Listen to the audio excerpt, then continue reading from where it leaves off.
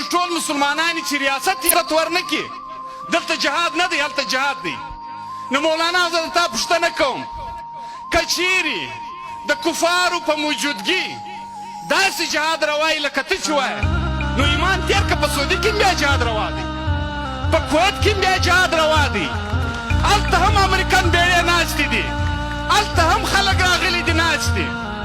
او که چیرې جهاد دومره افضل وي ستا په نیز نو تا ته بیت المقدس ولې په یاد نه درځي ته د مسجد اقصا ولې خیال نه ساتې تا ته مظلوم فلسطینیان ولې په یاد نه درځي پر هاخوا چې دوی سره کښېني وایي لاس پورته کوي دعا وکړي خدای دې د دې ظالمه اسرائیل فلسطین خلاص کړي او چې دلته د اور پکی لاندې دود لا نه پورته شوی څوک ورته ډالر ورغورځي څوک ورته توپک وراوړي څوک ورته بارود ورته راوړي خو بربادېږو زه او تا عزیزانو بربادي زما او ستا دپاره د په دې ځان پوه کول غواړي او چې کله ما او تا د دې کاره لاس واخلو بیا هېڅوک ما او تا نشي خرابولی بیا د پښتنو په تاریخ کې چې کله فیصله د اتفاق د یووالي سوې ده بیا موږ پر دې کتاب په سوونو کلو بادشاهي کړې ده خو چې زما لاس ستا په ګریبان کې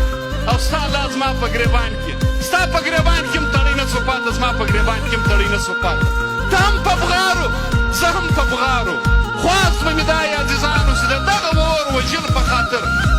خپل امن ته د امن ورکولو په خاطر پر دې غور کول غواړي ستاسو داسې د شملو مشران په دې وطن کې ولاړل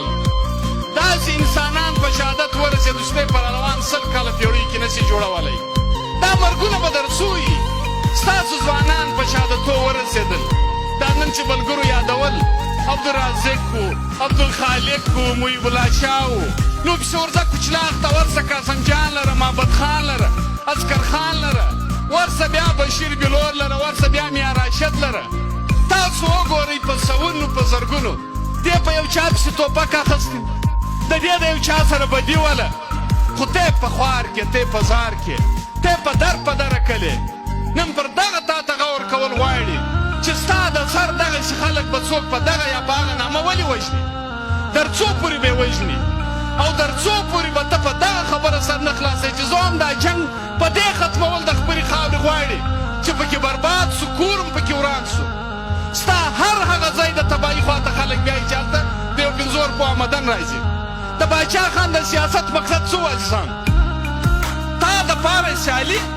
ستا پر وسایلو ستا اختیار غوښتي لوی مثال هرنایي د دوکۍ ده